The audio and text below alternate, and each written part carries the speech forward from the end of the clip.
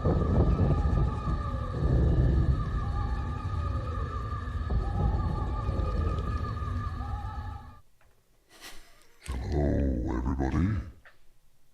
everybody. well, well, it is Halloween, and Neil and myself have not been feeling too well today. So I had some sort of problem with my teeth. Neil looks like he's just been dug up from somewhere. Feel like it, but there you go. Looks good. Well, I don't think we've looked this good for a long time, actually, Martin. So thanks. As you say, I think it's done wonders for the colouring of our hair. We've both got dark hair now, but possibly enough of that. I think we should possibly swiftly move on. Oof, and, even more shocking. Even more shocking, but restored to our normal condition, more or less. As we are normally fairly decrepit anyway. But so, welcome everybody to another edition of our Creator Cafe. Neil has been feeling a little bit under the weather and coughing a little bit. So I volunteered to talk a little bit more than I normally do on the show today. And we do have a wonderful guest to bring on. So Lindley will be joining us shortly. He's been spent a long time in the television world and the reporting world. And just recently I seen a really cool video that he had on LinkedIn, which is why I wanted to bring Lindley on board. So without further ado, I've got a few Halloween-themed transitions. Let's see how they work.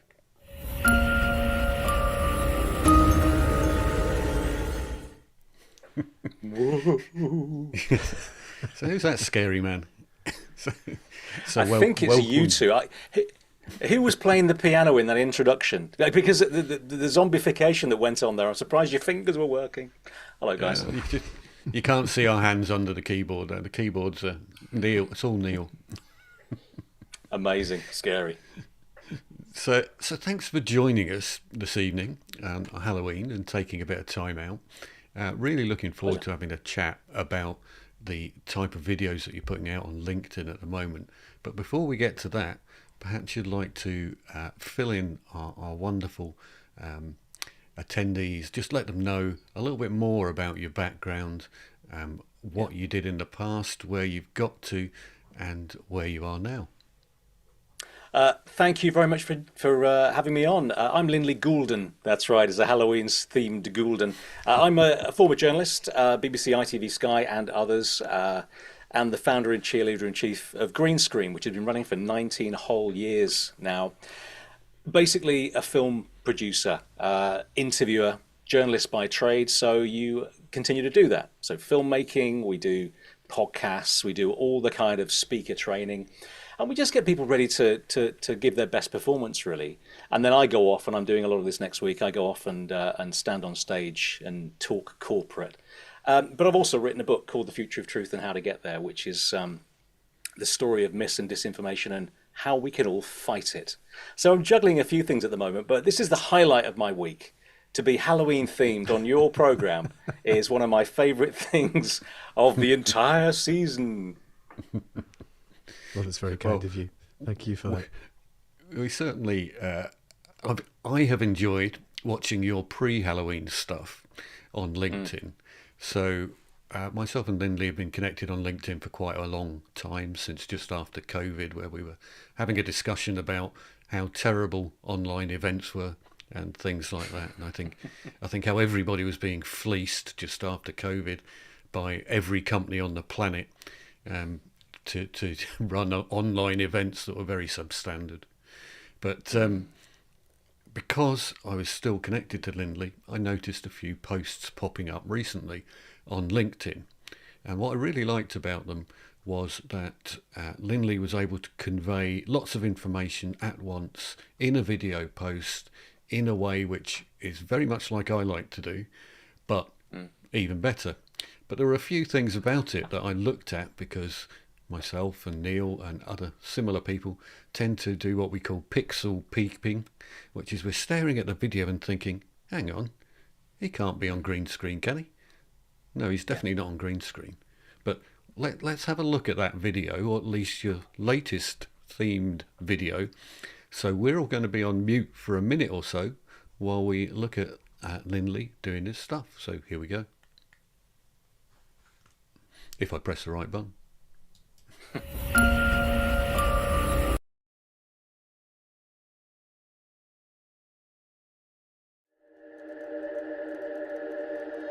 Hi, I'm Lindley. We need to talk about fear in 3 simple steps. Look, fear is hands down the greatest reason why we're so angry with each other. Behind nearly every piece of false information, fake news story, every political division is fear and threats. And that's because disinformation creators know that the best way to change our views, our behaviors, our votes is to make us scared. And you'll know the feeling. We all do. It's all perfectly human. The fear hits and we want to stop it. We search for answers, find a community that'll explain the pain away that surrounds us, give us status, give us control, and we bury ourselves down a new rabbit hole. But here's a simple way to fight the slide. When we feel a really strong pop of emotion, adrenaline, your stomach drops, or you get angry, stop, step back, and sidestep. Spend a second cross-checking the information and extract the facts from one other source. Look, a cool head is a clear head, and we can all choose healthier information if we try. Okay, let's keep talking, and you can get your copy of The Future of Truth and how to get there right here. I'll see you soon.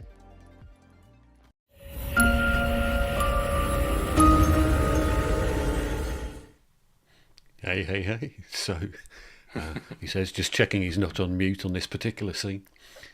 What a fantastic video. I love the fact that what you're able to do is like literally exploit the human ability to take in lots of information at once.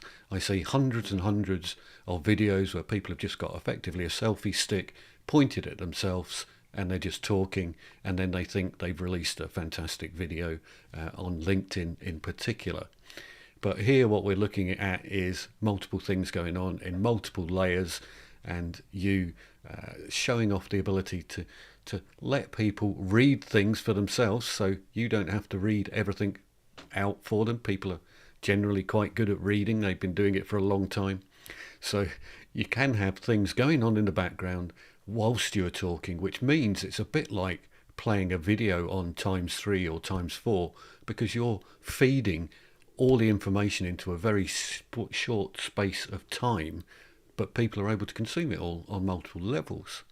But I'm going to pick a couple of things out here that we want to ask you about, because this is tech talk, right? So when I'm doing my pixel peeping, I can bring out my little orange arrow here and point at shadows going on around your legs, and there's another one there, and some shadow under your elbow, and instantaneously that tells me he's not on green screen, because there's no shadows on green screen unless you're faking them extremely well. So that made me think, oh, I think it must be like one of these large white paper rolls that you get for film drops and things like that. But then I thought, well, I don't know if it can be that, because then if that's the case, how come you've got something behind you? Now, putting little overlays in front of you is no problem at all. But here we've got a layer where it says fear behind you, and then a further layer with the pumpkins on moving around behind you as well. So we've got at least 3 layers going on behind you, but you're not on green screen.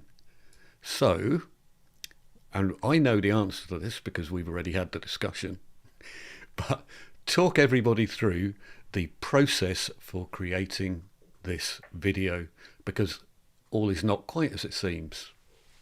Yeah, there are a few layers here. I'll tell you why I did it this way, and then I'll explain what I did. First of all, I wanted to be stripped back. I didn't want any fancy studios or cool looks. I wanted to be somewhere very simple, and then the text and me to do the talking. And also, you can see I don't change the angle. There are 2 cameras on me. I didn't use the second one, which is closer. I just used the wide, and I've got the camera here. I'll show you shortly. But so the principle was, look, let's just put out a minute or so of content. It's digestible, it's simple, but how do you put out a minute of stuff, because you can't cram in that much information? So I wrote these little scripts, auto-cued it through my phone, filmed it 2 ways, and just bounced back and forward. Now, 2 things that you first of all, the visuals, and then second of all, I'll talk about sound because it was a bit of a problem. So first of all, the visuals. I used a bit of software, which, whenever sometimes you find a plugin, and I work with Final Cut Pro, Apple Final Cut Pro X, and you find it occasionally a little plugin you think that can't work, surely. This one does. It's called Keeper, Keyper, Keeper by Sheffield Softworks. And it's a bit of software that basically cuts out the human form. It uses a bit of AI, although my system doesn't have AI in it, so where the AI is, I'm not entirely sure. But it's fairly good at cutting out a person or a subject from the background. So I've used that on a few commercial projects, very subtly. Essentially, I bought it and it was I think it was about $60, it might be more now. I bought it so that when we use drones, one of the simple under 249 gram drones, which don't have depth of field, you could still put a bit of depth of field in. So essentially what you do, you create 2 layers of the same thing, audio on the bottom one and then one above it in Final Cut. It'll be the same in Premiere and others. And you slap Keeper on the top layer. And what it does, it just isolates the body from the background. And underneath, you've got the whole thing. So with drone shots, a simpler way of doing it would be to just put a little Gaussian blur, a little bit of blur on the background, and hey presto, the subject's cut out of the background and you've got a little bit of depth of field. Very nice. I've used it a few times. Got to be careful because it's not perfect, it's not always accurate, and you have to tweak it, but it's quite a nice little effect. This one was a bit more of a pain because on the first video I made, which I can't put out, but you've seen, Martin, it's pretty jagged around the outsides. I had to do quite a lot of tweaking of parameters, thinning this, like in green screen keying, thinning this, dilating that, making it stronger, making it weaker, softening it slightly. But I found a combination, and this went out today for Halloween to do with the book, and it's pretty accurate. So you slam this bit of software on top, and it does it. I mean, I don't know about you guys, I still remember the days of a word that has sort of vanished into the hills, rotoscoping, and it was just like magic. Yes. I've got 3 green screens. You can't see it. I'm not going to show them to you. I've got 3 green screens right here in front of me. My company's called Green Screen. I mean, hey, if I didn't have at least one, I'd be, trade descriptions violations. But yeah, so this allowed it to happen. So, but the stripped down nature of this, if I'd done it in a complex background, it would have been really messy. So I did it in a music studio, rehearsal space, under the arches, near me in East London. The final thing, which was a pain, but I fixed it using a new feature on Final Cut, which was very refreshing, was a voice isolation feature, which means that, because it was quite echoey, it's not used to record music, it's used to rehearse music. It's a nice space, big old white room with an infinity floor like a photo studio, like you said, Martin, photo studio style. But I had to isolate the sound because it was 70% me and 30% reflected me. So that really helped me to get rid of it. So that was quite a nice feature. And I know that Adobe have their own version of, they have their own kind of beta testing voice isolation feature, which I've used before. So there are a few of these out. They can be useful. There's nothing like recording it well in the first place, but when you're in a room by yourself with a couple of cameras on you and it's reflective sound room, you can't do much about it. So that's the full story. And I'm really pleased. I didn't know how it would work out. You try these things out, you book an hour and you start talking, and you write a script and you start ad-libbing it, and you don't know how it'll work. But this one, clearly, I don't normally put pumpkins in. These are layers. So the top layer is basic principles in 3 simple steps. Next layer is me with the Keeper on. Behind that is fear. And behind that is a whole load of pumpkins from a company called Storyblocks. So yeah, quite a few layers. But you know what? Go big or go home, guys. Well, definitely. I was just going to say that back in the days before AI and using these tools to be able to effectively cut you out. And the rotoscoping, for those of people who don't know, rotoscoping is the way of, as Lindley said, just basically removing yourself from the background. But in the good old days, rotoscoping, you used to be able to have to draw around you and then next frame draw around. And this is what was so tedious back in the day. You'd have to do it frame by frame effectively, because there wasn't an easy way of being able to key you out, especially when you're not using green screen. So this rotoscoping thing was very painful, and there's lots of different software over the years that have tried to make it easier.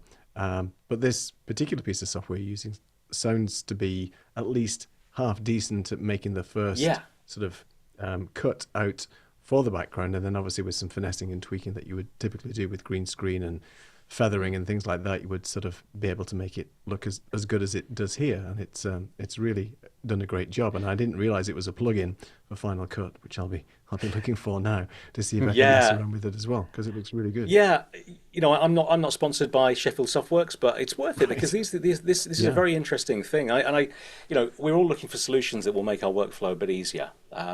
The fact is, when you're running a production company, as you guys will know very well, is that what you're trying to do is produce the best quality, really replicating top quality content that you might see in the movies, because your clients are seeing them in the movies and they think, or they're seeing them on adverts and they're thinking, well, okay, I'd like a bit of that, please. Now, look, when you have a good relationship with your client, you can manage expectations and you can say, well, this is possible, that is possible.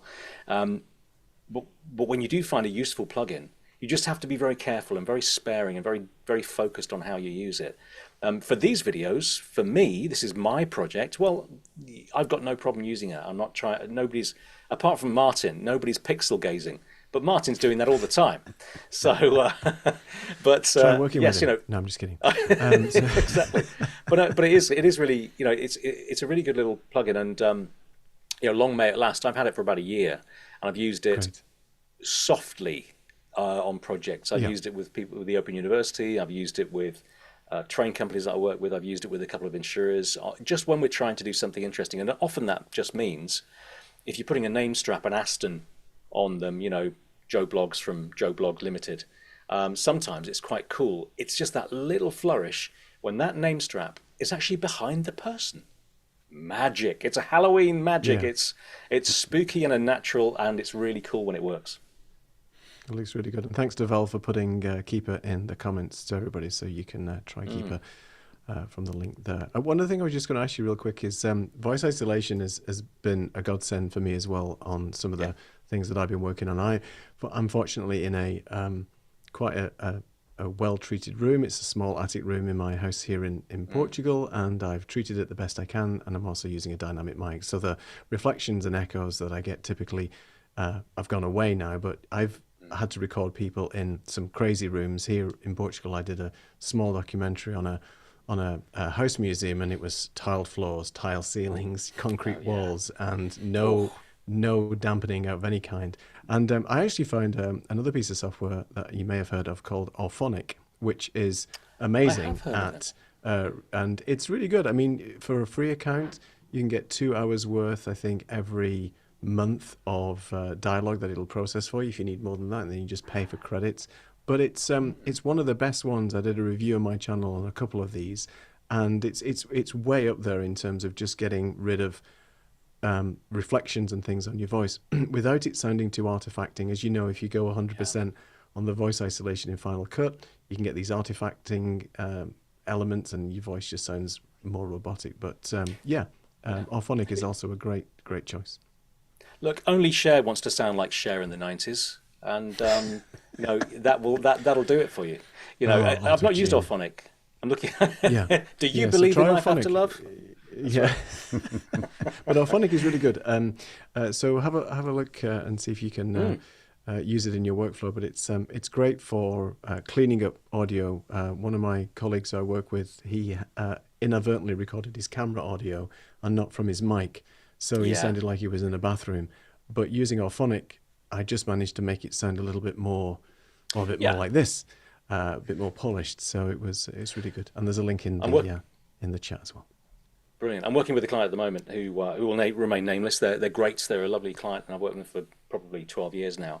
Big company in the UK, and they they're trying to, as everybody does, they're trying to create their own content. They've got their own cameras. They're trying to send people out doing that stuff. But sometimes, of course, because they're not used to the environment of filming, which is pretty full on, and Neil, you know it very well, is they haven't switched the mics on, or the mics aren't working, or this isn't working, or that. We've all been there.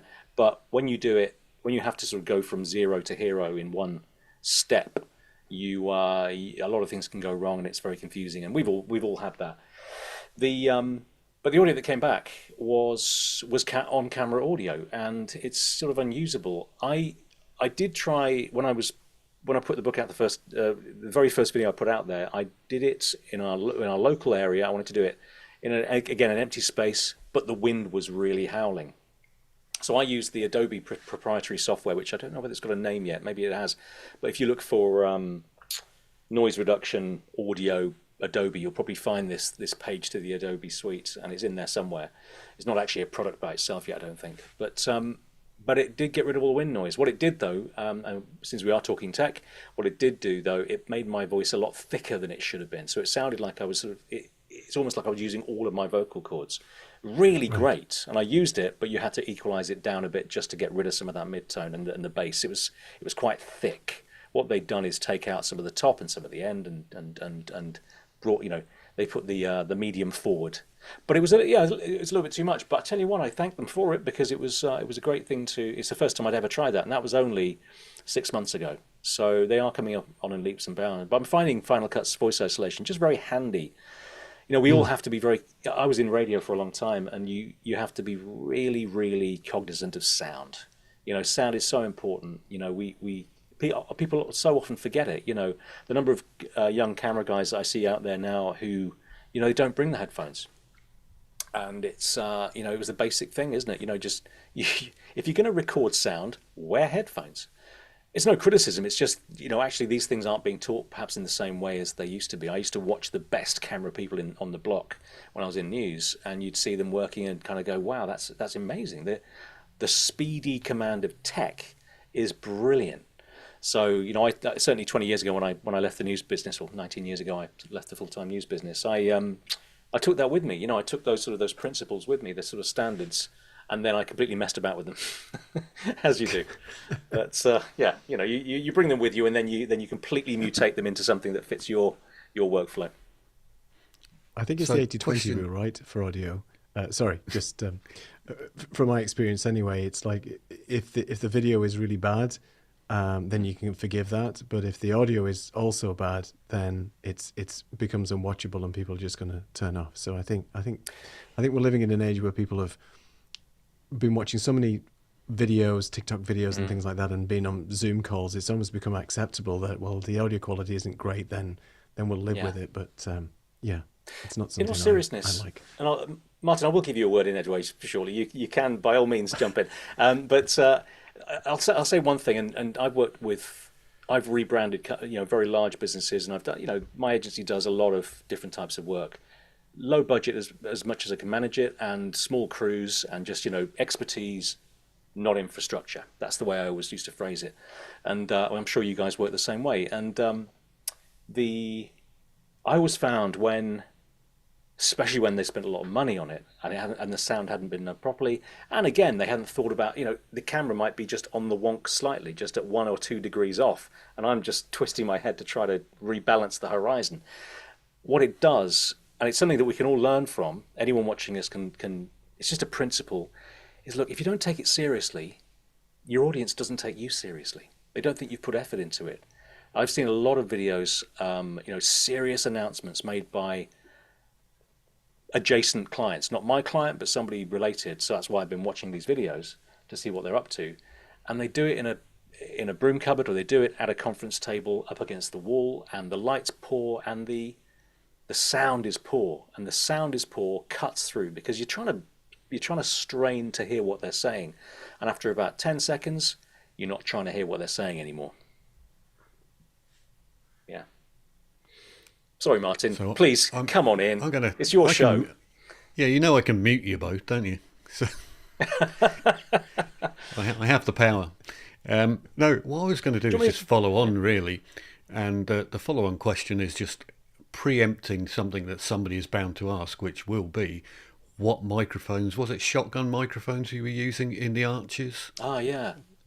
So I was using, and I will show you, if I can flick over to another camera. This will mess up your very well crafted 3-way picture, Martin. Let's give this a go. I'm going to turn on I've got my little camera here. Now you can probably, that's not too bad actually, is it? Not too bad. Okay, so I'll try and stay central. Right, so this it's a bit bright. I haven't. It's on auto settings at the moment, and so I'm in a dark room. You can see how Halloweeny it is back here. So I used for this video the new DJI Osmo Pocket 3, Now, I've been using this camera. Whoa! I've been using that camera for quite a few different things recently. Occasionally a second camera, but it does the DJI thing, which is like a drone. The video is a bit too precise. It's not, you kind of got that very detailed, but not particularly warm look to it. But I tell you what, it's been a godsend on a couple of things. We've been doing lots of recruitment films for a company in the UK called South Eastern Railway, and I filmed all of the social videos on this thing because I'm going to do something else. Martin, you're going to hate me for this. I'm going to flip this around and go portrait. Okay, so I'm portrait now. And you can do all that stuff and it'll still follow you around. No, it won't until you, let me just, it's got face tracking. So let me just track my face. It's just behind my screen here. So let me just do that again. There we go. So what it's allowed me to do, particularly when you're running around quite hard with clients, what it allows you to do is to do something like the video that's on screen right now. That was the Osmo Pocket, placed carefully, but it's gimbaled, so the horizontal is very reliable. And you put a DJI mic through it. It comes with a mic when you buy this sort of the big kit, about $600, $700, £600, $700. But anyway, I just thought I'd show you that because it's been very useful. It's not going to become a first camera, but it is a very useful second camera. It's also gimbaled, so you can walk around with it. You will find that sort of up and down gimbal effects unless you're very, very special forces in the way you walk. By that I mean bend your knees and keep your arm like that, so you can dampen out all the ninja walk, as they call it, right? You call it the ninja walk. I've got special ninja walk, forces. that's what they call it. Yeah, yeah. It says something about my psyche. Maybe I'll put you back on the main camera. Yeah, so that's the Osmo Pocket 3, which has been great, and I've got to say it's 4K. It's really reliable. It overheats if you film for too long, and by that I mean an hour. I used it as a wide cam on a little shoot recently for the Open University again. And at the end of that hour, it was a long interview. I wasn't doing the interview. A long interview. By the end of that, it went doo-doo, overheating. But up to that point, really useful. So yeah, that's what that was all about. And that has a little preview screen on it as well, doesn't it? It does indeed. I'm looking at it right now. Look. I won't. Obviously, DJI is a big company, and nobody wants to get into trouble with DJI. But the first two versions of the Pocket, I wasn't a great fan of. I didn't have one. The reviews were mixed, but it was useful. It just had this niche in the market. It's delicate. It's not like a GoPro, but I've got to say the face tracking. There's a bit of depth of field. It's got a fairly large sensor, the HDR on it, and the movement is just so useful. I just plugged it in as a webcam. It's a fairly expensive webcam, to be fair, but no, to use it is really interesting. So. Yeah, if that's a recommendation that's useful, it's worth having a look at the reviews. There are lots of reviews out there, and I did that before I picked up one, and then through doing the book stuff and also going out and vox popping people on the street with a colleague of mine. He had the Osmo Pocket. We did one outside the front of King's Cross Station in London, which is a busy place, and you're not supposed to film there really, but we were doing it all domestically, not professionally, and so on, and nobody stopped us. And I'm saying that, because for fair dealing, I walked past security guards. They weren't bothered. It was all good. We're not getting anyone's way, and it was absolutely fine. So yeah, really interesting stuff. And the miniaturization of the tech doesn't always work, but in this case, I think it does. And in terms of that bit of software keeper, for me, it's a keeper. That's all I'm saying. Yeah, no, I'm looking at that there. Even if I'm pointing my little arrow again, even under your arms here. These tiny little bits of red here. That's really good because certainly with green screen, you shadowing and things like that going on, you'll get little bits of white popping up, and I can show you that in a minute or two if you look closely. There's a bit of white around my ears. There was a stubborn bit of white around my ears, and I couldn't remove it. Yeah. I'm not quite, just right up at the top here. I'm pointing with my mouse. Yeah, just there. Just there. There's a little bit of light, obviously, but it's a little bit of. It couldn't quite cope with the angle around there. It's obviously the pixels. It's understanding of the pixels. Perhaps there was a little block there that was a bit stubborn. Yeah. Well, you're quite lucky in that you've got a follically attractive head for this type of AI as well. It's It's too generous. It's too generous. I don't know what you call it, but certainly, yes. Certainly, I wear a hat in the summer. Yeah, I quite often find if I'm doing green screen, I'm sticking a hat on if my hair's not just been cut, because it's all curly and you get horrible things going on. But yeah, it's the wobble, isn't it? It is the wobble, and funnily enough, in this thing that I've written, the deep fakes are still wobbling a bit. You know, the synchronization of the mouth and the eyes and so on. There are still technical tells that you can see, very much like green screening. You know, which is very, it's always very useful to know those things. But even though I have a company called Green Screen, it's always a pain to get rid of the wobbles, particularly with hair. Always. Yeah.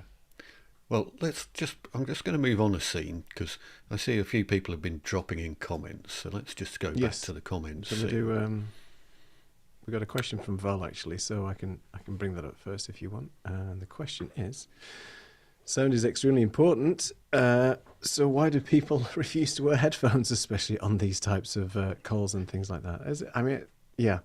I think, Val, a lot of people are coming from as I mentioned, the Zoom era, when we were all in lockdown and so on. People were just talking on Zoom, as you would imagine as we're doing now.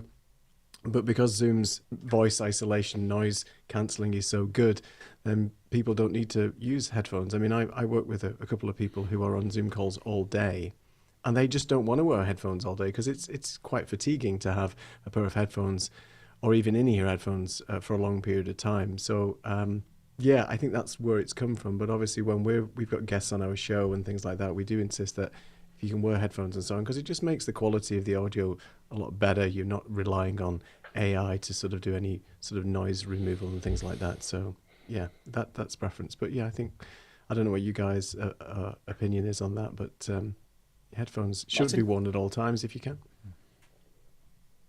What do you think, Martin? I'll let you go first. Yeah, I mean, absolutely. And especially when we've got music playing and all sorts of other things going on, the complexities of trying to work out, which person is causing the slapback. It's not echo, it's slapback.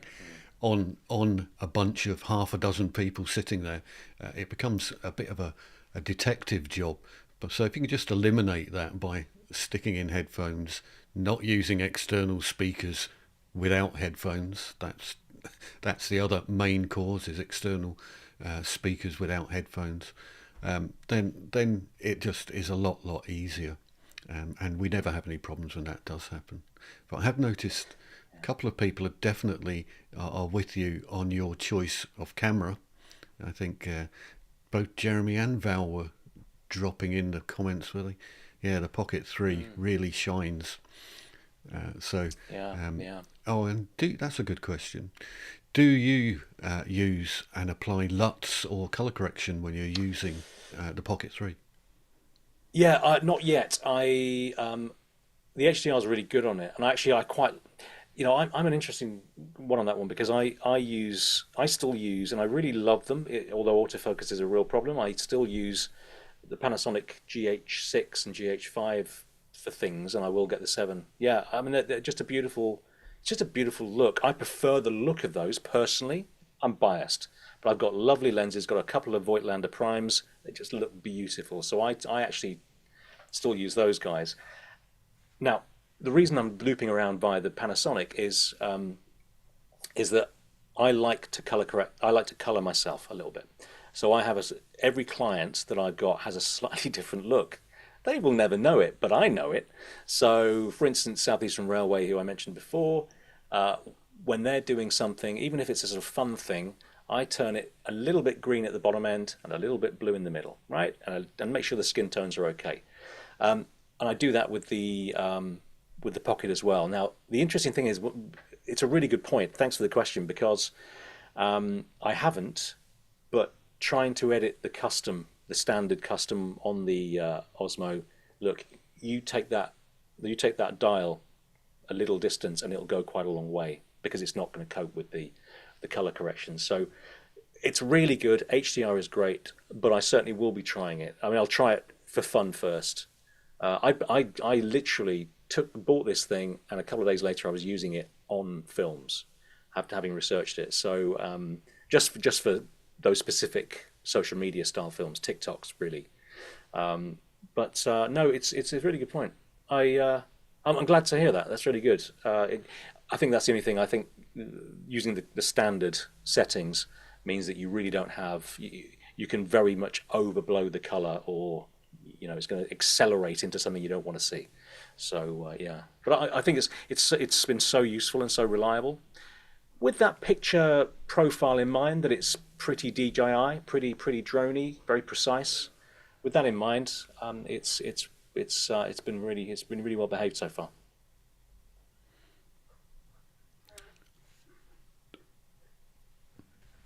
You're on mute, Neil. I could see the sudden looks at, oh no.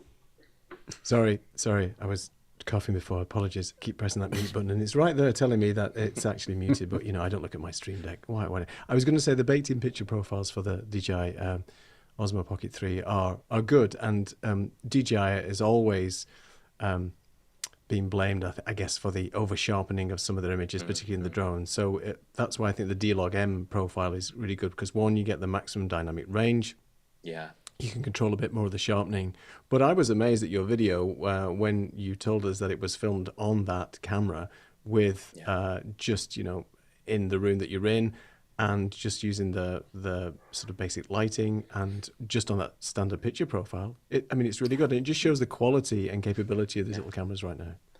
One key light, bit of sound, and just and just framing it. I'm using myself as a commodity here, but I wanted to see the full body. I wanted it to be very simple.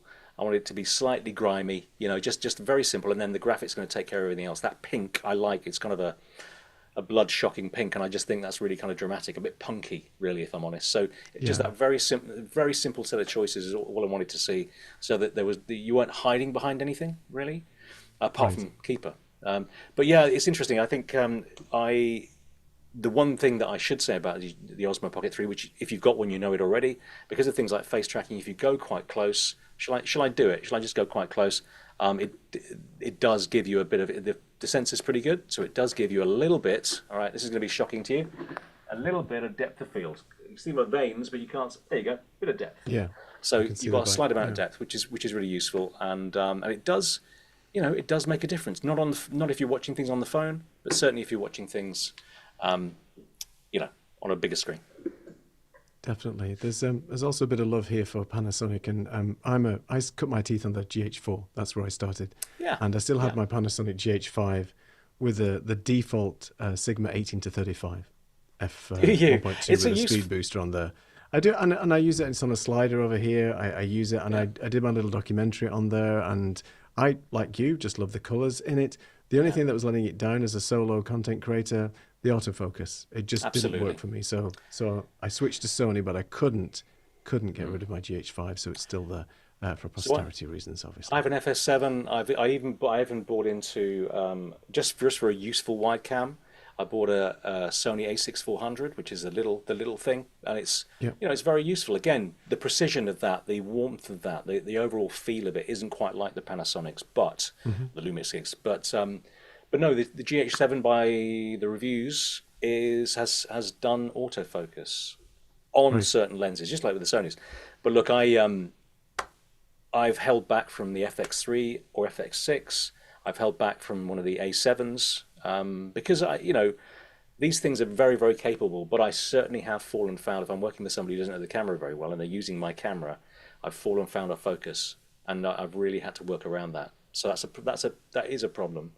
But I've got to say, when you get it right, the super slow. If I'm doing gimbal work with somebody, and we did a lot of sort of information pieces during COVID, we were one of those very few people allowed out to do urgent work with public utilities. Once you find that focus, and you often have to because of autofocus, if you put it on a prime, and I've got a couple of Voigtlander primes, like I say, they're really beautiful bits of glass, and you put it on, and you're careful with your distancing, you can produce some absolutely exquisite shots, as if they were filmed on an Arri or one of those guys. It's almost like that, and because the Panasonic has such a lot of capability in terms of the recording format, you can do a lot with it. I'm very guilty. My hard drive. So I have I don't know how many hundreds of gigabytes of archive, right? I didn't used to. I mean, I look at my archive list. It used to be like a 50 projects on a hard drive. Now it's four. So I'm going a bit too hard on 4K and 4K 50 and sometimes 4K 100 frames per second. But you know what? It does look very nice. Indeed. Well, talking of things that are not going to look quite so nice, I had an hour or so this morning to play about, and I just thought, do you know what, I'm just going to try and do a couple of things a little like you've done on your video, but not as nice. But I wanted to try and do them live in Ecamm. So obviously what you've done is recorded a piece of video and then done some post-production work to make it look as cool as it does. Yeah. But I thought, I wonder what we can get in terms of live video with Ecamm and just using a bit of green screen. So just green screen transparent, and green screen is pretty good on Ecamm. And I'm just using at the moment, I've just been using this OBSBot $150 camera. So I'm not using a wonderfully good camera or anything like that. But I have been playing around, and it was just to see, right, can I have things in front of me and behind me, and what would it look like? So we're just going to have a quick look at a minute of that, because I know there's a bunch of Ecamm people watching. So we'll have a look at a minute of that, and then we'll come back to some more Q&A and a little bit more tech talk. So let's go have a look at this just for a minute.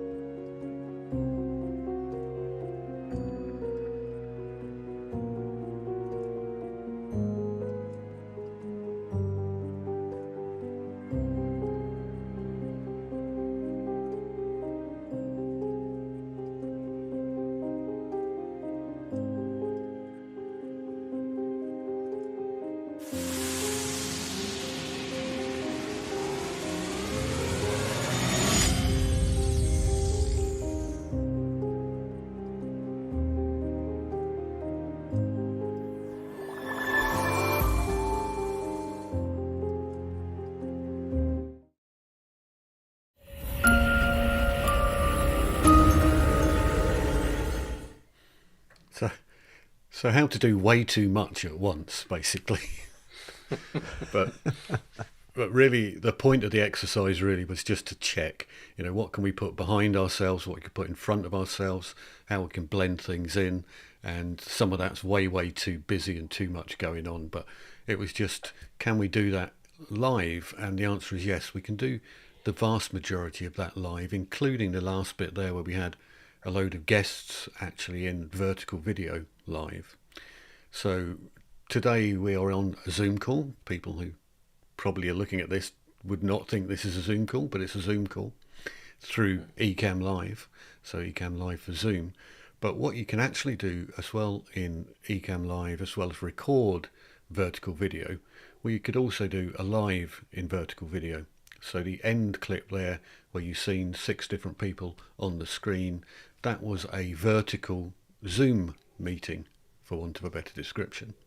So you just set up Ecamm in vertical and then go into Zoom, and I can then record that live as well if I want to, and repurpose the content for whichever platform that I want to. But we can also go live to LinkedIn in that format. Now, at the present, when you look at that format live on LinkedIn, it's still going to give you a sort of a little tiny strip down the middle of the screen, and it won't look particularly good. However, as soon as your live is finished, in playback, it will go to full screen. So if you're looking at that on your phone, on playback, it will be full screen on your phone. And LinkedIn are now prioritizing vertical video on your phone. So they have eventually realized that people are watching vertical videos and that their age demographic is now 25 to 45, and all of those people are just sitting consuming stuff on their phone. So the idea is they're joining in a few years later than they possibly should, and jumping on vertical video. And I therefore thought, I'm going to start having a look at that, so that it's not the sort of dancing cats and, you know, silly dances for TikTok type things, but how much information can we get on there sensibly?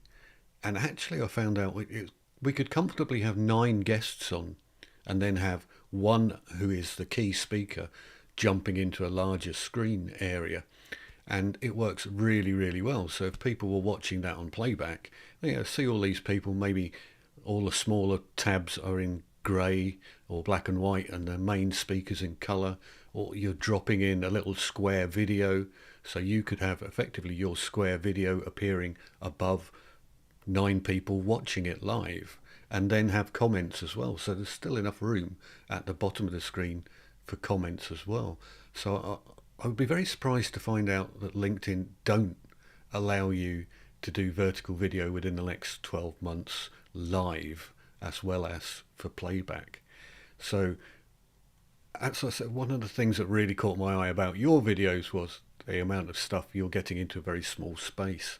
So I don't know what your thoughts are on further LinkedIn videos, or what response you've had to the videos you put out already.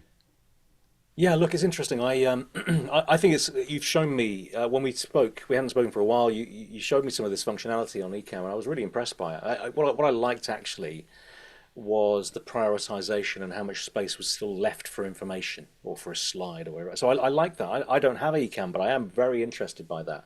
I think that's really, really good. LinkedIn Live, as we find, we're here. One of the channels you're on tonight is LinkedIn. So, you know, it's interesting. I've only done one other LinkedIn Live. I've not adopted it.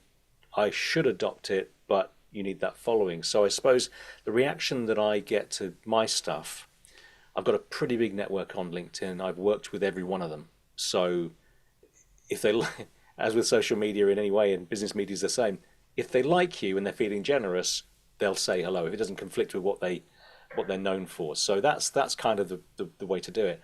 I've been getting lovely reactions to those little videos, and what's been lovely actually, because I've been a producer, I've been a director behind green screen for a very long time, for almost 20 years. I hid away after leaving TV. I just didn't need to be part of that on-stage thing anymore, apart from privately. So getting out there and doing this stuff, to get reactions from people saying, I've told my kids about that, it's really good. So, you know, the combination of the tech and the combination of what we do in messaging is going to be really important. I think people, certainly on social, it's a stage, and what I say doesn't really matter unless, of course, I'm doing something quite outrageous. I think what I'd like to see on LinkedIn is the promotion of interesting ideas.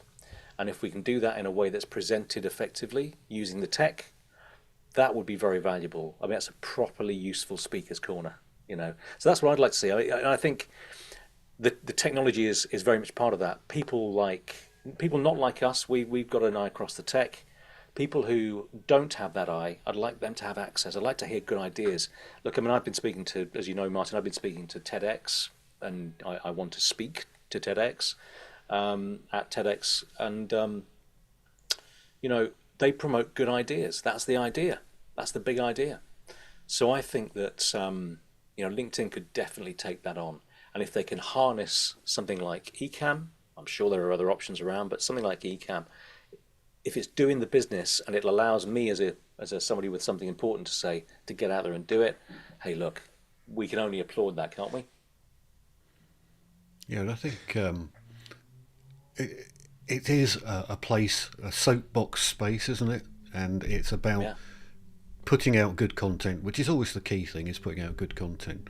But I think my argument was, not an argument as such, but my statement would be sometimes there are better ways to put out content.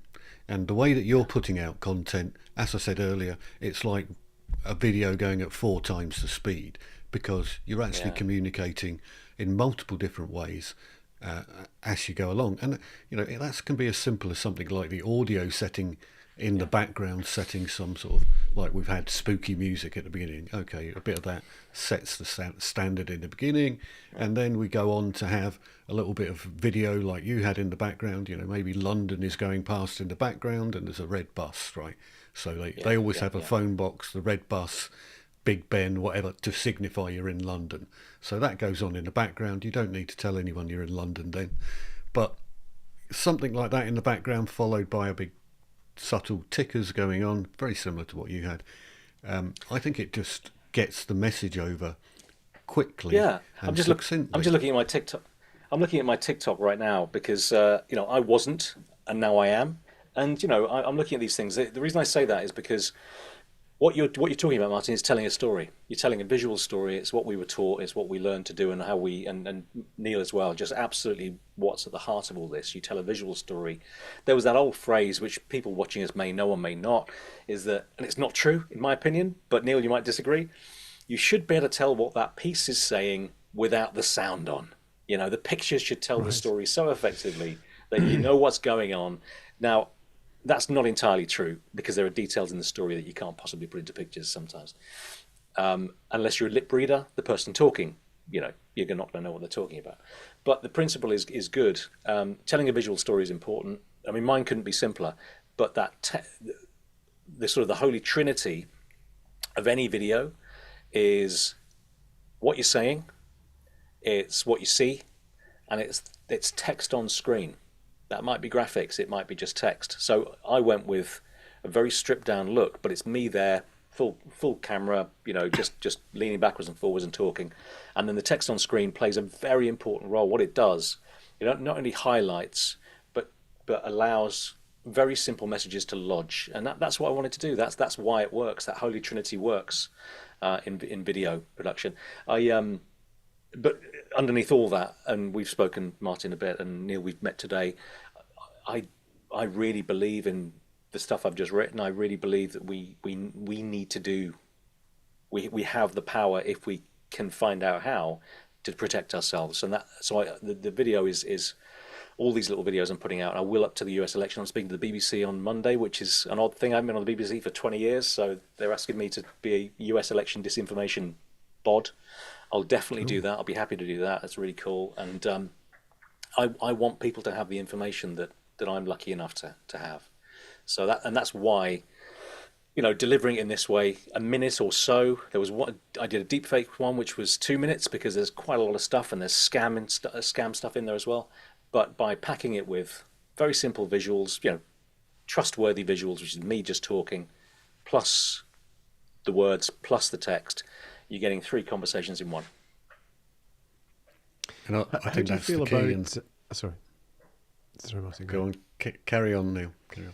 It was just a quick question about short form content in general, and as we're seeing everywhere now, all platforms are looking at either vertical style, short form content with or without captions.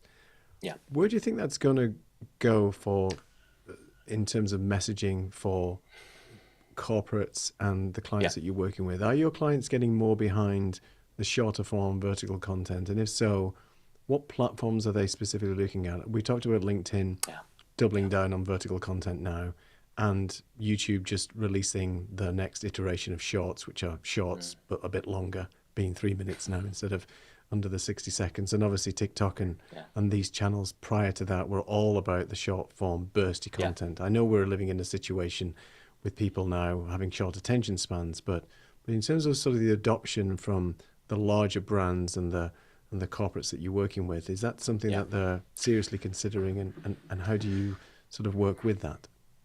I mean, how many hundreds of conversations have I had with my clients who are often in communications, PR, maybe marketing, and then learning and development as well, right? So that they're your kind of key clients. They, what's driven short form content and vertical video, and not much is happening really effectively at the moment. What's driven that is the person I'm dealing with being a big social media user, scrolling continuously. So what they're doing is watching those really effective domestic videos that make you laugh, that make you feel. Okay, that's what you're doing. It's shareability, it's engagement. Okay. Now, when you come to corporates, and I've just been through this process with the train company I mentioned earlier on, and spent a bit of time working it all out. I spent last Christmas looking at TikTok. Oh my Lord, that's a Christmas I won't get back. But what I learned is if you're trying to do things like recruitment videos, any corporate content on, in particular TikTok, because they're very suspicious of kind of outsiders, and I'm there right now. I'm looking at this stuff. It's a bit like Instagram Reels really now. It didn't used to be. It used to be much more specific, young people dancing and having trends and crazes and using the same audio and then doing something else to it. Now, it's still being driven by the people who watch that stuff, but we've been really successful on these things because what I insisted on doing was first of all filming it on like the Osmo Pocket 3 rather than a mobile. Everybody else is doing mobile short form and it's a bit rough and ready and not very well done. It's not very well acted. It's just a bit much. Now, with a little bit of professionalism and a little bit of domestic, what you start to do is build up the quality of it. So what I did with the guys, and they're available online, you can see them right now if you want to. If you're looking for a job on the trains, you know where to go. But it was all about putting that person forward. If there's one thing that social video does well, it puts you in the room and it's silly and it's fun and so on. So that was the trick, is to, yes, get corporate messaging out, but really, really subtle, right? I love it. That's why I work here. Find out more. Simple. No pushing, no corporate agenda, no sales pitch. Just literally, here's me. And genuinely, I'm doing it. This is my video. I'm showing you. Now, I would help them to do that, and I would throw in a few things, a few ideas, and then, of course, it would look better and sound better and just be a more interesting experience. So I think that's where I'm really pleased to have done that. There is talk of awards this year, which is lovely because it's been a while since I was any part of that PR side. Really, it's a lot been internal recently. So I think we're basically there. We need to push up the standards, but not push up the sales pitch. I think that's where we are. And any client who's somebody's client out there who's watching, I think that would be the message I'd give to them. I don't think we're any further along. I think the stuff that I've seen that's been produced for corporates, for businesses, has been either pretty poor. There was one series which was excellent. It was airports, and it was a young guy who was so enthusiastic about airports, and he was out there. There's a guy, I forget his name, that's a Welsh name, who is Mr. Trains. He's Mr. Train Spotter. He's got an agent now, a top agent. So I think it's personality driven. I think if we're at Tech Talk, so if we're talking tech, what we need to do is to just push up the quality to a point where people believe that it's you, but also they get a good experience. And that means, back to Martin's point, having a sequence of shots, tell a story visually. I know I went a long way around the houses, but it's that thing. So it's really the person, the difference between social, which is vertical video effectively, that's where we are at the moment. You've got to bring that person forward if you're working with a business, and that story forward. Otherwise, you can do that with widescreen. You can do it the same way as you always did, and that's still good for YouTube at the moment. Look, I mean, yeah, I can't take you any further than that at the moment because it's gone beyond a gimmick because everyone's using it that way. But I don't think it adds much. One thing that I found when I was doing, this is a secret. I still filmed it in widescreen on the Osmo, and I just turned it square. I think square's okay. I really think square's okay for video. It means you can get some facts in there, and you're not restricted to doing the highs and the lows with your text and content. So yeah, look, I mean, Neil, I don't know whether that makes any sense to you. There's a combination to be had. I just think we can still bring our really good professional storytelling standards and do something really special and exciting and fun.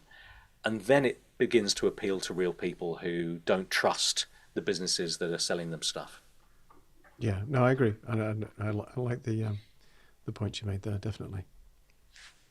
Yeah, I think for me, the whole visual storytelling is where it's all from. There's a lot of people who've come from more radio podcast type backgrounds who believe that it's all about just the storytelling in terms of vocally, but there's a reason we go and watch films rather than just listen to the radio. You know, it's about a visual story. So I love the points that you made about that, and I think we're beginning to come to the end of our allotted time here, and it's amazing how quickly that has shot past, because I still have a bunch of questions that I would like to ask, and perhaps you'd like to come along and ask us some more questions about Ecamm and stuff like that at a later date. No doubt we could do a comparison I'd be between your setup in an attic in East London and Neil's in an attic in Portugal, because I think that's an interesting dynamic to start with. It's the Battle of the Attics or something like that. Battle of the Attics. It could be a title, Atageddon. couldn't it? Yeah. I think we'll go for Atageddon. Yeah, Exactly. Atageddon. Yeah, that's a good one as well. He's been in the business too long, Neil. That's it. Yeah. I know. What a wordsmith. We also ought to say thanks to Val for being in the comments on YouTube and making sure that nobody says anything horrible about Neil, and for putting a link in to Lindley's profile as well. So there we go. As if by magic, the link pops up. So if you want to get hold of Lindley, that's his LinkedIn profile there. And also it's greenscreen.london, is it not? That's correct. That's right. Greenscreen.london. And he will hopefully be appearing at a TED show near you soon. We will see shortly. Who knows? But it's been really good to have you on, and thanks for everyone who's joined us in the comments, Jeremy and John and Val and Paul and everyone else who's appeared in the comments down there. It's been a great little show. I've really enjoyed it, and hopefully I'll do some further LinkedIn posts which look a little bit more like yours but not quite as good. So we'll see. Listen, you've learned everything I can possibly tell you. Now, Grasshopper, go and do it yourself. Yeah, we will be doing that next week, and that'll be it.